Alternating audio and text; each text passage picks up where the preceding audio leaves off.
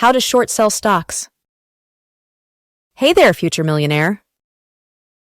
Short selling is a way to invest so that you profit when the price of a security, such as a stock, declines. It's considered an advanced strategy that is probably best left to experienced investors and professional traders. Before we begin, subscribe to my channel for more videos like this. What it means to short sell a stock. Rather than buying a stock, called going long, and then selling later, going short reverses that order. A short seller borrows stock from a broker and sells that into the market. Later, they hope to buy back that stock at a cheaper price and return the borrowed stock in an effort to profit on the difference in prices. Short selling, or shorting, a stock or another type of security is straightforward in theory, but it presents different costs and risks from going long. Plus, shorting is sometimes seen as a controversial tactic. How to short a stock. When you short a stock, you're betting on its decline, and to do so, you effectively sell stock you don't have into the market. Your broker can lend you this stock if it's available to borrow. If the stock declines, you can repurchase it and profit on the difference between sell and buy prices.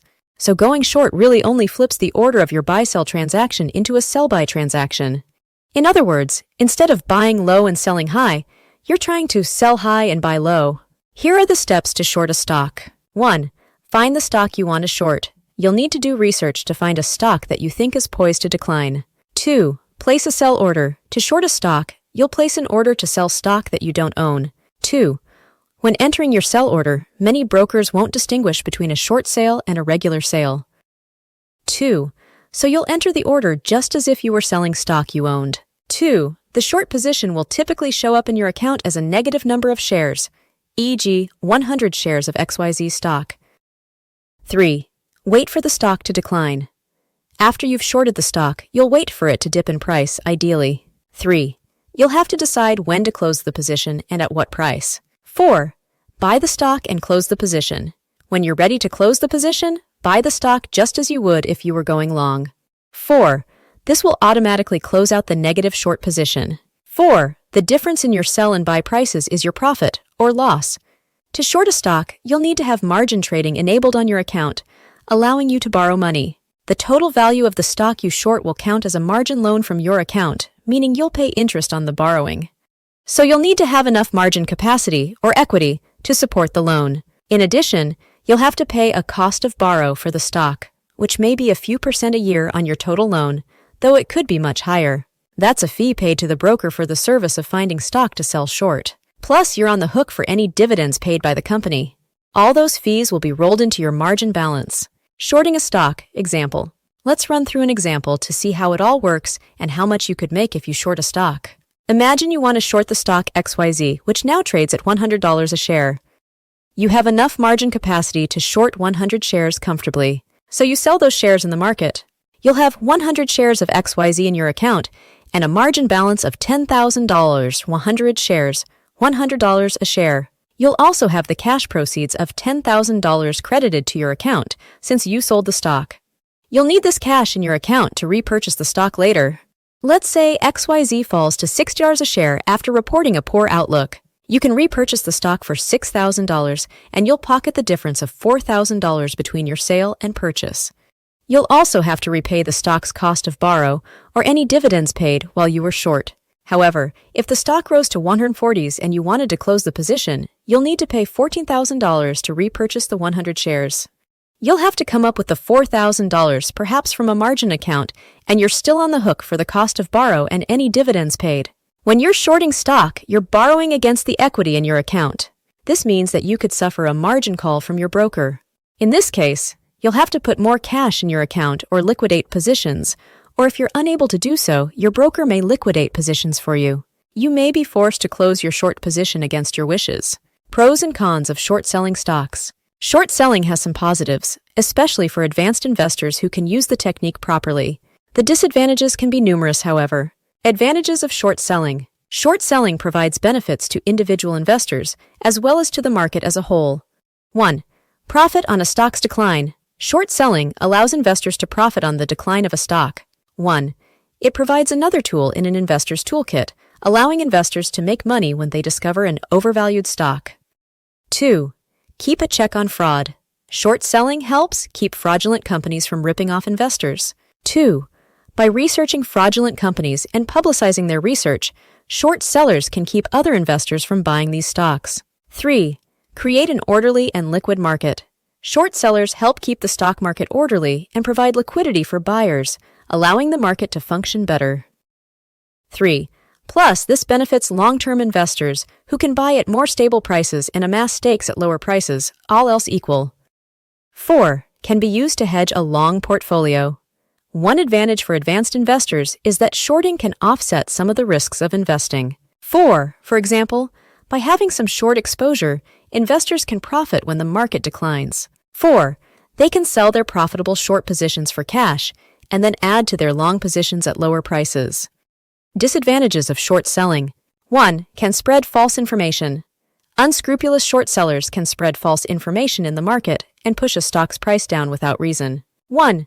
Then they can take their profit and move on. 1. Of course, this is no different from pump and dump schemes on the long side to get investors to buy poor or overvalued stocks. 2. Can have unlimited losses. Your risk is theoretically uncapped, since the stock you've shorted can keep rising. 2. You could lose more than you've put into the trade. 3. Can lose more than you could make. While you can have unlimited losses, the most you can ever earn on a short trade is the total value of the shorted stock. 3. So your upside to downside is skewed in favor of losses. 4. Must pay additional costs. You'll have to pay extra costs to keep your short trade, the cost of borrow, the margin loan, and any dividends paid. 4. These add up over time. 5. Tough to make money. The stock market as a whole tends to go up over time, so short sellers face a situation that's already set up against them in the long run. 6. Can attract hate from other investors. Short sellers can face a lot of animosity from other investors, and there's a lot of skepticism about short sellers, as if they're betting against success.